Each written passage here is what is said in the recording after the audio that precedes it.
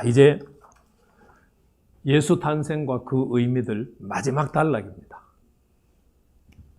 2장 19절에서 23절입니다.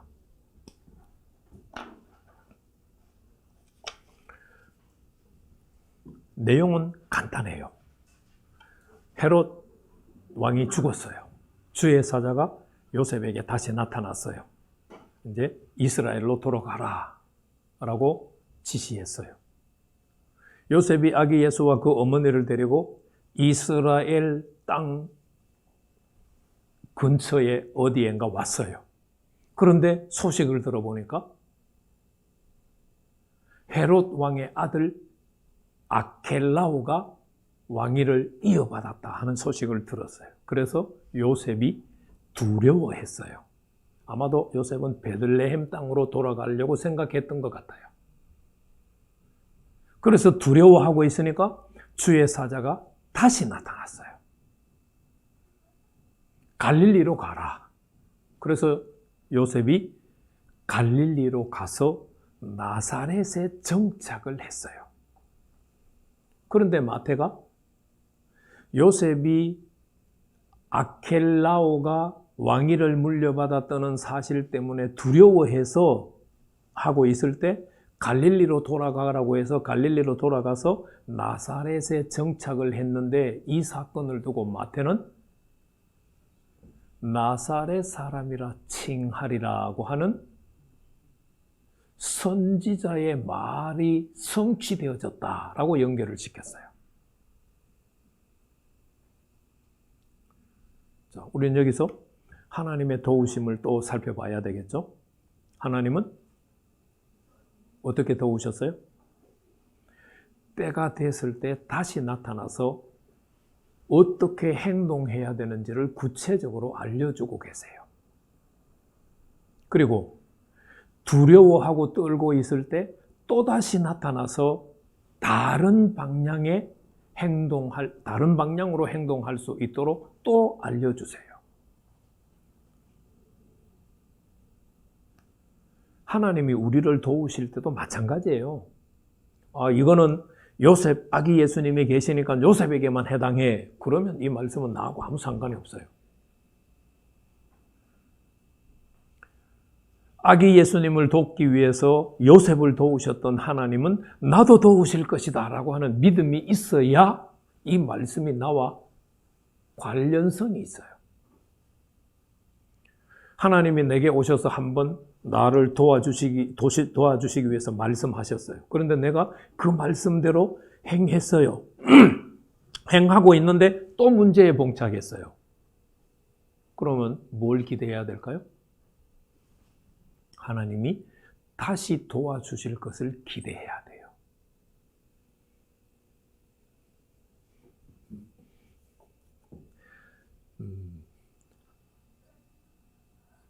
저도 마찬가지지만 요즘 성도님들이 하나님이 나를 도와주실 거라는 걸 별로 기대하지 않는 것 같아요. 여러분들은 기대하시죠?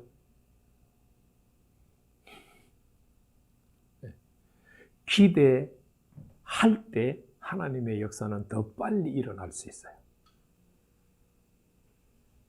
하나님의 역사를 기대하지 않으면 인간적인 생각과 인간적인 계획과 인간적인 방법이 나오게 돼요.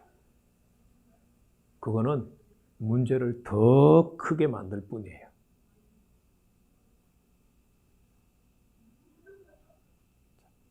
두 번째 생각해야 될 부분이, 요셉이 아켈레오가 헤롯 왕의 대를 이어서 왕이 되었다는 소식을 듣고 베들레헴 땅으로 돌아가는 것을 두려워했어요.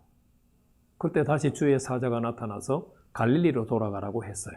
요셉은 순종해서 갈릴리로 돌아가서 나사렛에 정착을 했어요. 그런데 그 사건을 두고 마태는 나사렛 사람이라고 예언한 선지자의 예언을 성취하기 위해서 이 역사가 일어났다라고 말해요. 그런데 구약 성경 어디에도, 외경과 위경 어디에도 예수가 나사렛 사람이라 될 것이라고 하는 예언이 없어요. 성경 어디에도 예수께서 나사렛 사람이라 불려진다, 칭해진다 라고 하는 말이 없어요. 그럼 이거는 해석할 수 있을까요? 없을까요? 해석할 수가 없어요. 왜? 성경에 없으니까요. 그럼 끝내야 되겠죠? 근데 좀 아쉽잖아요. 그래서 이거를 해석할 수 있는 방법은 한 가지, 문학적인 방법밖에는 없어요.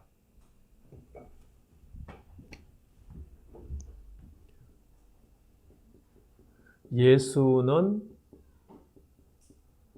나사렛 사람이다.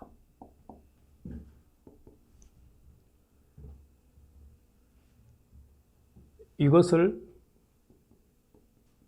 선지자가 예언했다. 그런데 성경에는 선지자가 예언한 것을 전혀 기록하지 않고 있어요. 그래서 이거는 해석할 방법이 없는데, 자, 문학적으로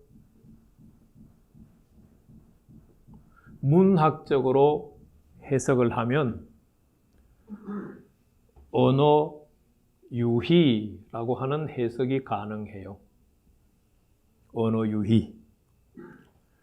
이 언어 유희는 랍비 문학에서 굉장히 성행했던 방법이에요. 언어 유희라고 하는 것이 뭐냐면 비슷한 단어를 가지고 의미를 도출해내는 거예요.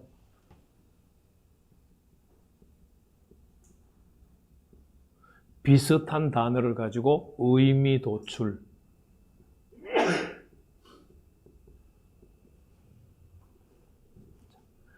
나사렛이라고 하는 단어는 히브리어 발음으로 하면은 니츠라트예요.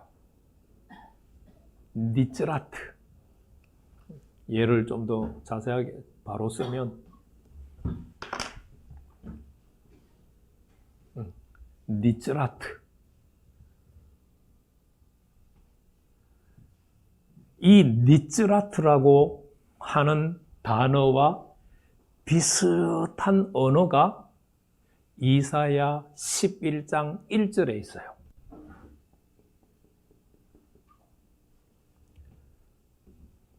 이사야 11장 1절 말씀에 보면은요, 이새의 줄기에서 한 싹이 나며 그 뿌리에서 한 가지가 나서 결실할 것이요. 이 한 가지가 난다라고 하는 말은 구약 성경 안에서 4번 사용이 돼요. 이사야 11장 1절, 14장 19절, 60장 21절, 다니엘서 11장 11절에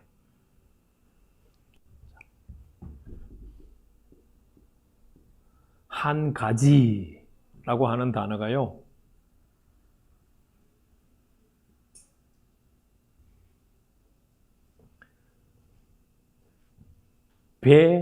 베네체르예요. 발음은 베. 근데 이거는 이제 접속사니까 빼고, 빼면은 네체르예요. 자, 요 단어랑 요 단어를 비교하니까 어때요? 타우를 빼면 제가 두 번째 단어를 모양을 완전히 다르게 써서 잘 안 보이시죠? 네. 요 한 가지라고 하는 네체르라고 하는 단어와 나사렛이라고 할 때 니츠라트라고 하는 단어가 발음은 달라도 사람이 보면은 글자는 맨 끝에 타우 한자를 빼면은 똑같아요. 보이죠? 이거를 이제 언어 유희라고 해요.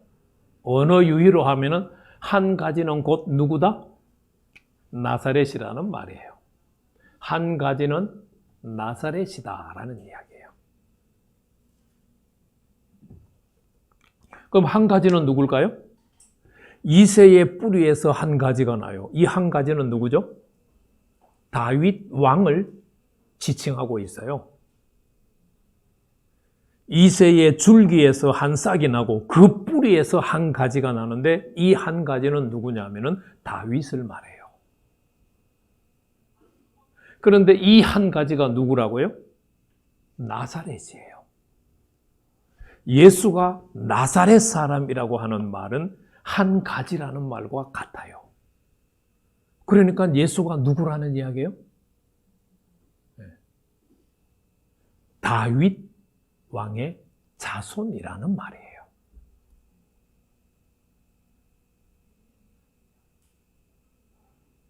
그래서 성경에 보면은 다윗의 자손이요, 다윗의 자손이요 라고 하는 말이 많이 나와요.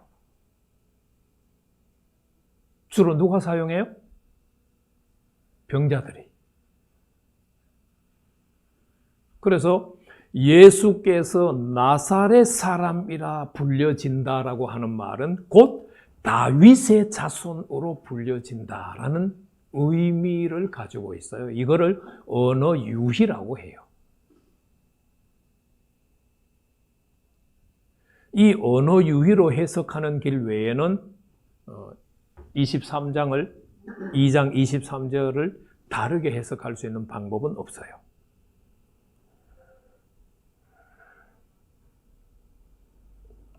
오늘 본문, 오늘 우리가 낮에 설교했던 본문 11절 말씀에 보면 무리들이 예수님을 누구라고 얘기했어요?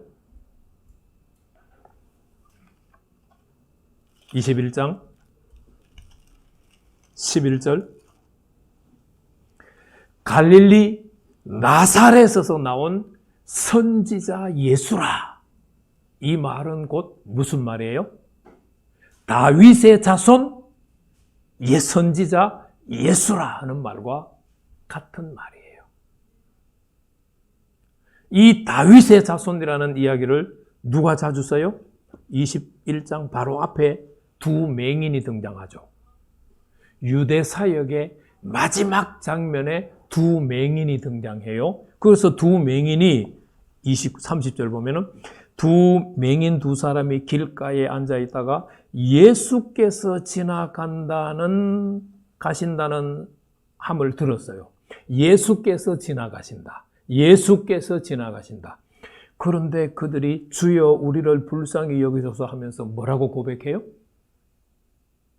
다윗의 자손이요 라고 고백했잖아요. 그들이 다윗의 자손이 지나간다는 소리를 들었어요? 예수께서 지나간다는 소리를 들었어요? 예수께서 지나간다는 소리를 들었는데 두 맹인은 다윗의 자손이요 라고 불렀어요. 이게 유대 사회에 완전히 확산돼서 상식처럼 보급되어 있다는 이야기예요. 나사렛 사람 예수는 누구다? 다윗의 자손 예수다라는 뜻이에요.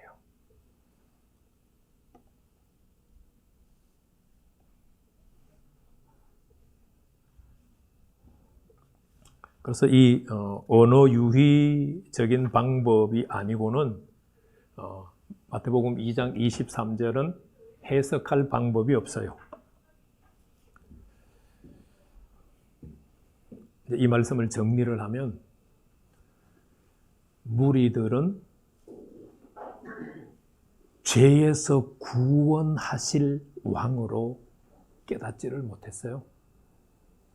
정치적인 메시아로서 로마로부터 자기 자신들을 독립시켜줄 왕으로만 깨달았어요.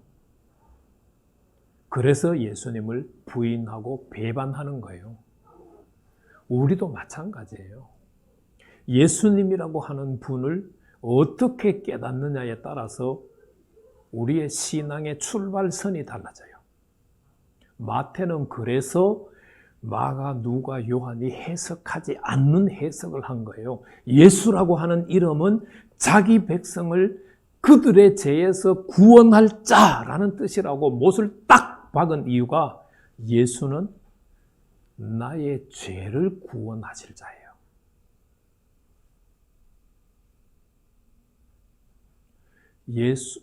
우리의 문제가 막힌 거는 죄의 결과 때문이에요.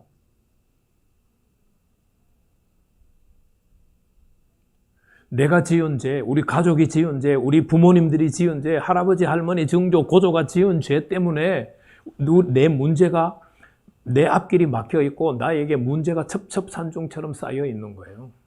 그것을 해결하는 방법은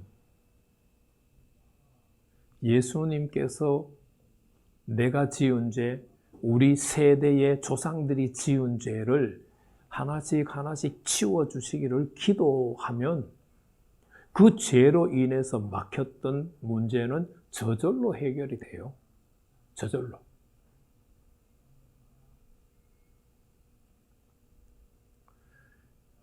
나사렛 예수는 다윗의 자손 예수예요. 다윗의 자손은 여호와께서 보내셨다는 의미를 가지고 있어요.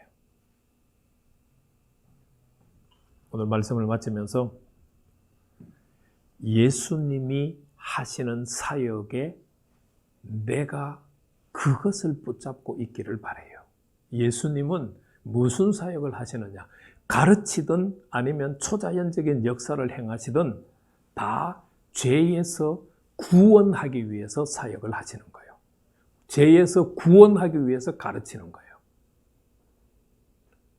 저와 여러분들의 신앙의 초점이 죄에서부터 구원, 실제로 죄에서부터 구원 받는 데 있어야 돼요. 죄에서 떠나는 것은 등한시하고 내 문제만 해결되기를 바라고 어떤 복을 기다린다면 그거는 기복신앙하고 똑같아요. 전혀 다르지 않아요. 오늘 낮에 말씀드렸지만 내 죄의 문제가 해결이 되면 내 앞에 쌓여 있는 문제는 저절로 해결이 돼요.